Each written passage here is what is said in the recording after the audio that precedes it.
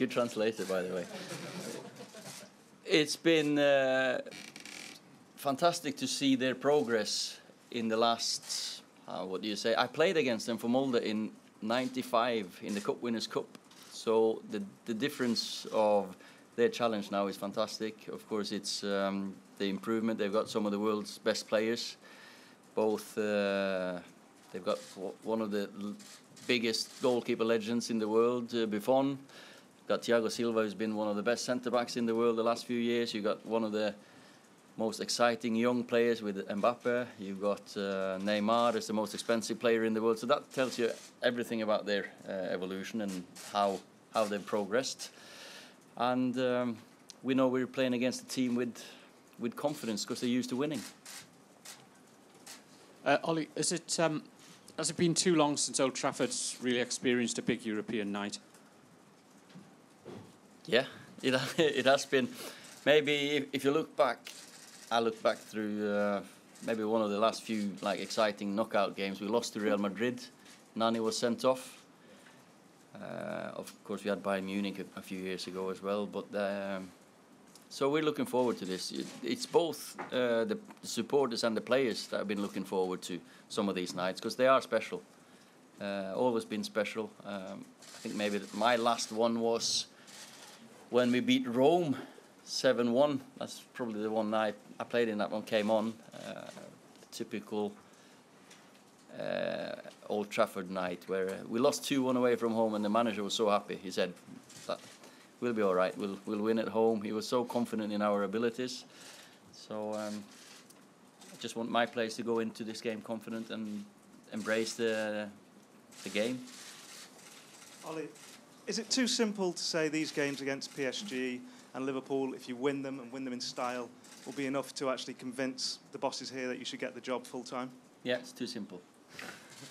But those wins, that would surely give them a difficult decision to make.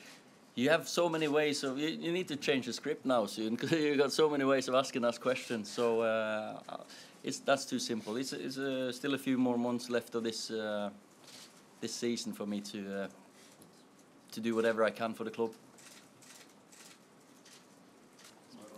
When you won this trophy as a player, obviously the treble-winning season, and you were Premier League champions, you're obviously too far back now to win the title. But has this squad got the depth and the quality to surprise people in the Champions League and go a long way in the competition, possibly to the final, in terms of what this squad's got? I think the squad is very capable of winning against any opponent, I have to say. And as I said, when we go into games confident as we are now in the form we are looking forward to the game. Then again, you can't look too far ahead. We've got to just look at PSG now and make sure we go through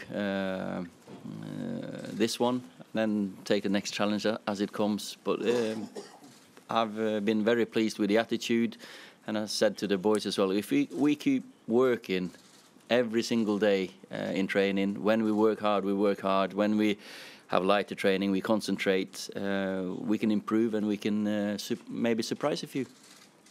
Oui, par là, bonjour. Hi, I have a question for both of you, actually.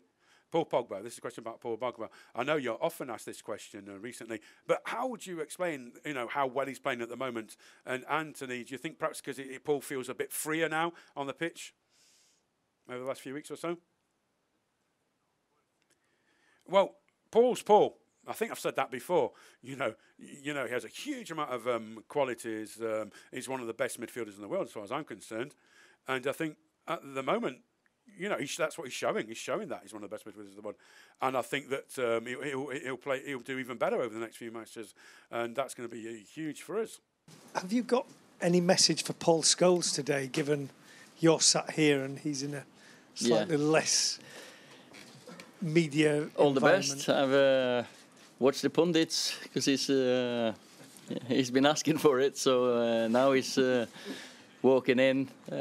But it's fantastic to have Scholes back in the game, of course, because he was a fantastic player to play with, great personality. So it's a challenge for him. I know it wasn't what they thought he was going to do when he was a player. But that drug with football, it just when you don't get it, and Paul is one of them. He loves football.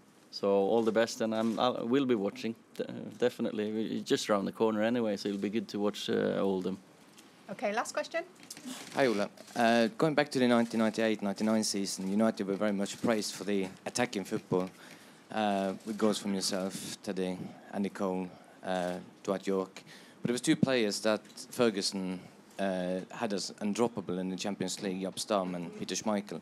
Are there any players in this current squad that you literally see as undroppable to kind of reach the highest level? I've got a big, strong squad, and I think it's shown. Say Peter Schmeichel, he was a clear number one. Yeah, David is a clear number one, but we've got Romero in goal, who's a fantastic goalkeeper. He's played the World Cup final, 96 caps for Argentina. So you can't say any of our players, because we've got the depth in the squad is very good. But you'd like to play your best 11 as much as possible, of course.